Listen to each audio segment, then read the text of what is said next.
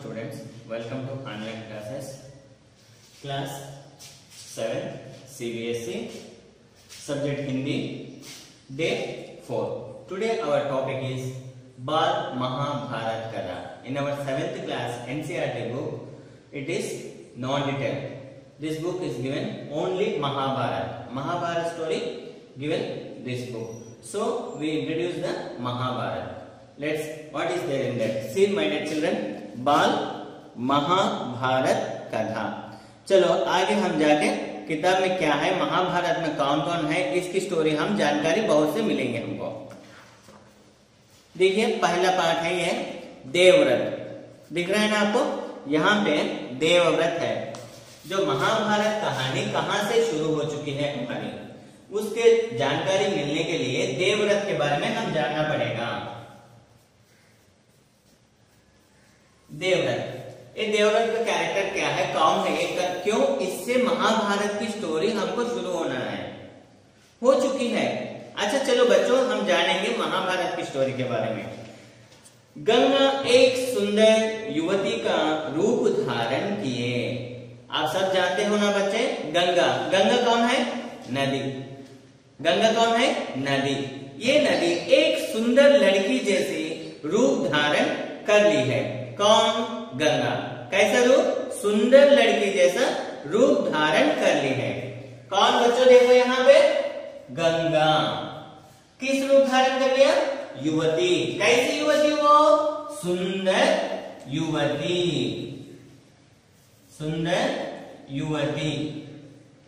सुंदर युवती का रूप धारण कर ली. कौन, गंगा.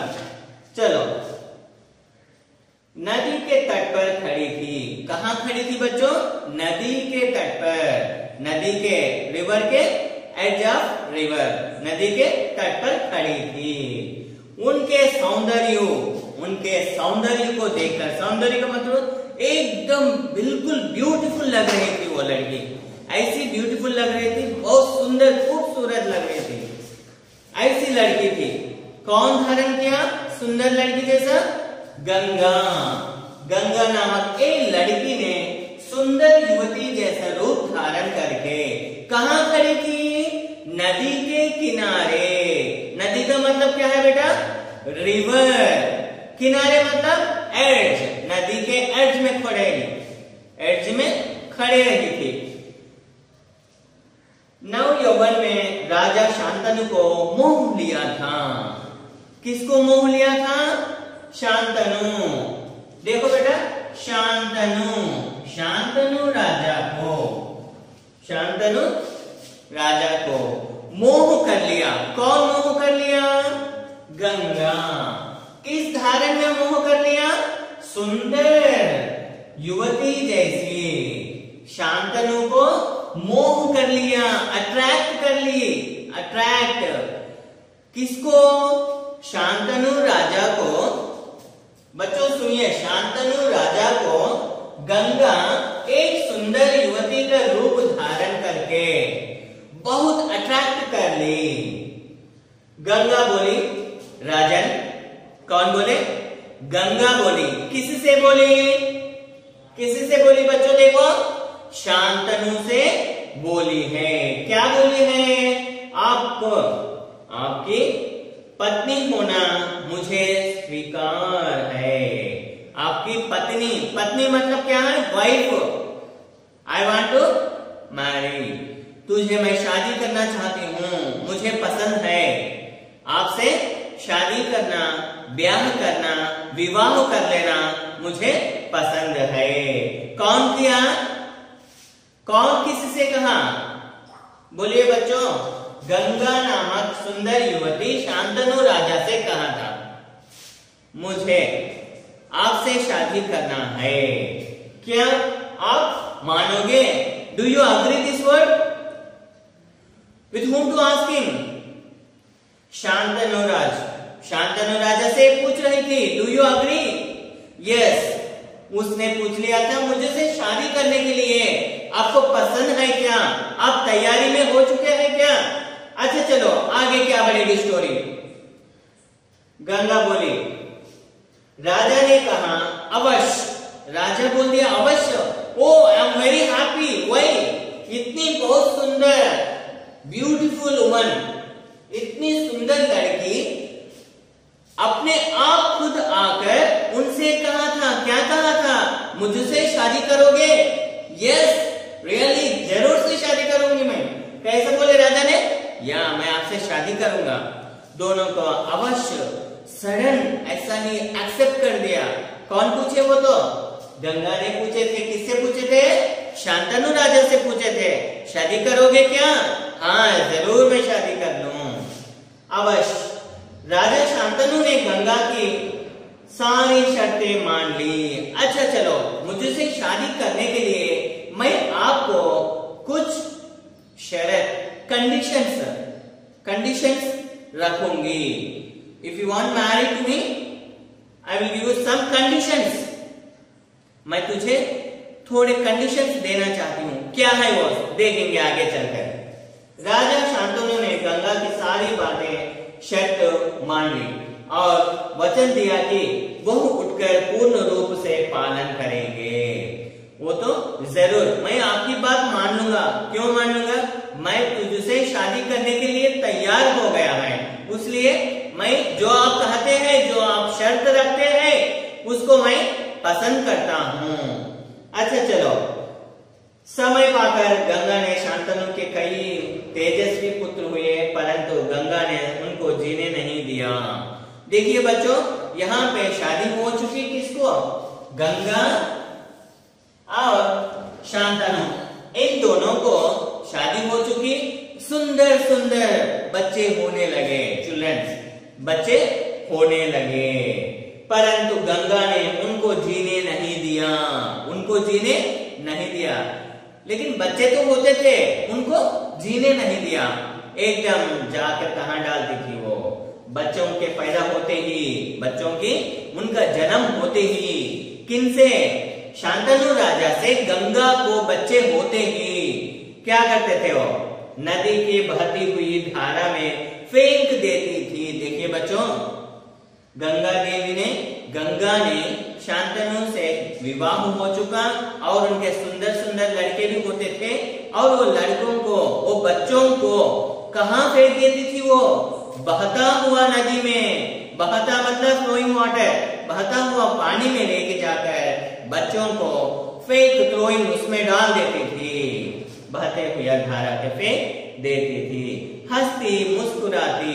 देखो अभी एक माँ को, बच्चे को इतना सा छोटा सा मार लगने पर भी वही इतना दुख आती है माँ, लेकिन यहाँ गंगा ने बच्चों को, अपने खुद बच्चों को नदी में जाकर फेंक देने पर भी मुस्कुराती हंसती थी, लौट के वापस आ जाती थी, वापस आ जाती थी। क्यों बेटा? हम इसके बारे में जानना चाहे तो पूरा महाभारत के बारे में जानना चाहते हैं बच्चों। चलो, अभी क्यों मुस्कुराती थी, क्यों हंसती थी? She is laughing to coming back, she is laughing, ये हंसती थी एकदम। बच्चों को नदी की धारा में फेंक देती थी और हंसती थी। अज्ञात मुस्कुराती राजा शांतनु महल में आ जाती थी। कहां से जाती थी? पहले वो बच्चों को फेंकने के लिए राजा शांतनु के महल से जाती थी, नदी में फेंक देती थी और लौटकर फिर वापस आ जाती थी। देखिए बच्चों, अभी क्या है? अज्ञात सुंदरी के इस व्यवहार के राजा शांतनु चकित रह गए, एकदम बिल्कुल बेहोश हो रहे हैं, समझ में नहीं रहा है, उनका दिमाग काम नहीं कर रहा है। क्यों काम नहीं कर रहा है बच्चों? अपने खुद बच्चों को पालन पोषण के बिना, पालन पोषण नहीं किए, फिर भी बच्चों को लेके जाकर नदी में क्यों फेंकती थी? इनको तो समझ में नहीं आ रहा था। अगर ये शांतनु राजा ने पूछेंगे तो, पूछने का चांस तो गंगा ने नहीं दिया। क्यों नहीं दिया? विवाह के समय में, शादी के समय में उन्होंने शर्त रखा। क्या शर्त रखी वो? उनके आश्चर्य और क्रोध का पराजय ना रहता। शांतनु वचन दे चुके थे, इस कारण मन पसोर कर रह जाते। देखिए, इतना दिल महसूस, इतना दिल दुखित होने पर भी गंगा से शांतनु राजा ने ना पूछ सके। क्योंकि बच्चों, क्यों बोलिए? उन्होंने गंगा से शर्त रखे। क्यों? शादी से पहले तुम्हारे से मैं शादी करने के लिए तैयार हूं, लेकिन मुझसे एक कंडीशन, शर्त रखी थी। क्यों शर्त बच्चों? मैं जो कुछ कहती हूँ, जो कुछ करती हूँ, तुम्हें मना, आप मना मत करना, आप मना करना नहीं, आप मना मत बोलना, किसी बात पर भी मना नहीं करना। 7 बच्चों को गंगा ने इसी भांति नदी की धारा में बह दिया। कितने बच्चों को बच्चे?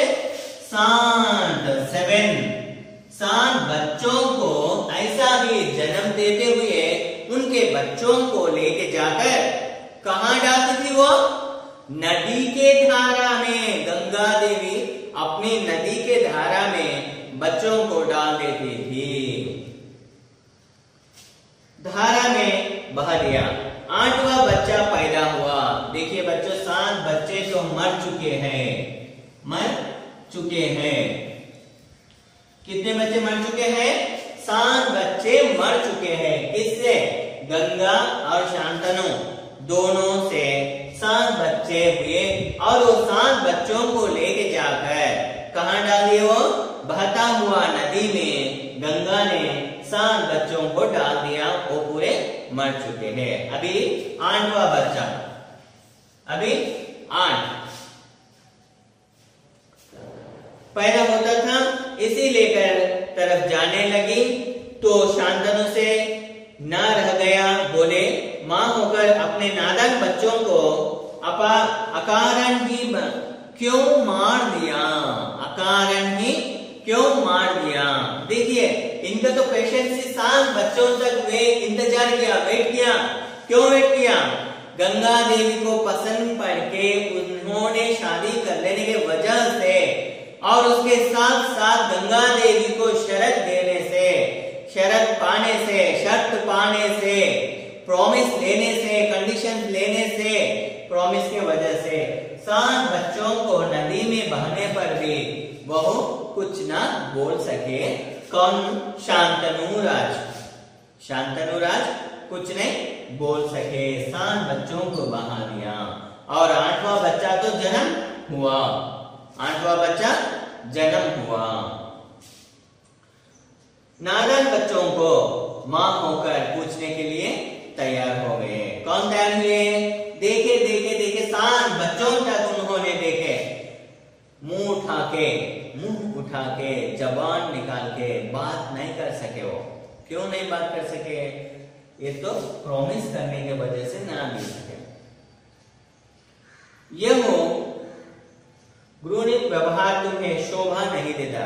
देखो गंगा, तुम अपने बच्चों को नदी के धारा में मिला देने से आपको अच्छा नहीं मानेगा, आपको अच्छा नहीं मानेगा। राजा की बात सुनकर गंगा मन ही मन मुस्कुराई, परंतु क्रोध का अभिमान करती हुई बोली। गंगा ने मुस्कुराई, हंसली। She is laughing. वही शी इज लाफिंग। वो ऑलरेडी प्रॉमिस देके है। जो कुछ आप मुझसे कहते हैं, जो मेरे काम को रोकते हैं, उस काम रोकने पर मैं अपने घर से, अपने जीवन से, अपनी लाइफ से निकल जाऊंगी। मैं निकल जाऊंगी। महसूस होता है बचपन भूल दिया, तुम मुझे प्रॉमिस किया वही भूल दिया। आप याद करो एक बार, अगर मुझसे मेरे प्रॉमिस पर, मेरे शर्त पर कुछ ना कुछ आप पूछेंगे, मैं यहां से अपनी लाइफ से चले जाऊंगी। मुझसे नहीं, आपको मेरी क्या परवाह थी कि ठीक है, पर शर्त के अनुसार मैं अब नहीं ठहर सकती। मैं आपको पहले ही सुनाई थी, मेरे शर्त आपने धिक्कार होगा तो, आपने धिक्कार होगा तो मैं यहाँ नहीं रहूंगी। आपके इस पुत्र को मैं नदी में नहीं फेंकूंगी। देखो बच्चों, 7 बच्चों को नदी की धारा में फेंक दिया उन्होंने। कौन फेंक दिया? गंगा ने। गंगा और शांतनु के बच्चों को, 7 बच्चों को गंगा धारा में फेंक दिया। पर 8वां बच्चा का जन्म हो चुका था। 8वां बच्चा का जन्म हो चुका था। इस बच्चों को राजा को सौंपा देकर चलो मैं 8वें बच्चे को अपने गोद में डालकर अपने हाथों में देकर मैं यहाँ से निकल जाऊंगी कहकर उन्होंने अपने खुद वहां से राजमहल से बाहर निकल गई। यह कहकर गंगा बच्चों के साथ लेकर चली गई। यह बच्चा आगे चलकर भीष्म पितामह के नाम से विख्यात हुआ। यह कहकर गंगा बच्चों को साथ लेकर चले गए। इस बच्चों को साथ लेकर चले गए। उन्होंने बड़ा होकर क्या बना बेटा? भीष्म। क्या हुआ? भीष्म। भीष्म आप जानते हो ना, भीष्म पितामह। तो इस बच्चे को जन्म दिया। उन्होंने भोग विलास में हटा लिया और राजा काज में मन लगा लिया। एक दिन राजा शिकार खेलते खेलते गंगा के नद पर चले गए। एक दिन राजा खेलते खेलते मतलब जो पशुओं को पक्षियों को देखते देखते वहां से एक बार नदी के तट पर वहां रुक गए। देखा कि पर खड़ा एक सुंदर और घटीला युवक गंगा की बहती हुई धारा पर बांध चला रहा था। एक सुंदर लड़का, एक युवा लड़का वहां पे गंगा की धारा पर बांध चला रहे हैं, एरोस डाल रहे हैं, बांध चला रहे हैं। वहां पे देखकर शांतनु दंग रह गया। इस विषय को देखकर शांतनु ने बहुत तंग हो गए, एकदम बिना सोच हो गई। इतने में भी राजा के सामने स्वयं गंगा आकर उपस्थित हो गई। वहां पे फौरन इमीडिएटली गंगा वहां पे आकर उस बच्चों को रोकने की कोशिश की थी। गंगा ने युवक को अपने पास बुलाया। गंगा किसको बुलाया? बच्चे को अपने पास बुलाया। बोली, राजन पहचाना मुझे इस युवक को, यही आपका और मेरा 8वां पुत्र है। देखो ये बच्चा कौन है? भीष्म बोल रहे हैं ना। कौन है ये? शांतनु। और किसका? शांतनु और गंगा का जन्म हुआ 8वां बच्चा यही है हमारा। उसके लिए हम इसको मेरे गोद में ही मैं संभाल के ले लिया। राजन पहचाना मुझे और इस युवक को, यही आपका मेरा 8वां पुत्र देवव्रत है। देखो बच्चों, देवव्रत कौन है बेटा? यहाँ पे हम पाठ का नाम बताया है ना, देवव्रत। कौन है ये? देवव्रत कौन है बेटा? ये गंगा और शांतनु का दोनों का पुत्र, 8वां पुत्र कौन है बेटा? देवव्रत। आगे चलकर उसका नाम ही भीष्म रखा गया। इतने में ही राजा सामने स्वयं गंगा का आकर उपस्थित हो गई। गंगा ने युवक को अपने पास बुलाया और राजा से बोले, राजन पहचानो ये तो हमारा पुत्र है। गंगा ने देवव्रत का माथा चूमा। गंगा ने किसका माथा चूमा? गंगा ने देवव्रत का माथा चूमा। यहाँ पे ऊपर हेड पर उसको किस किया और हाथ उनका गले लगा लिया। ये तो माँ के हिसाब में उनको प्यार बांटने के लिए।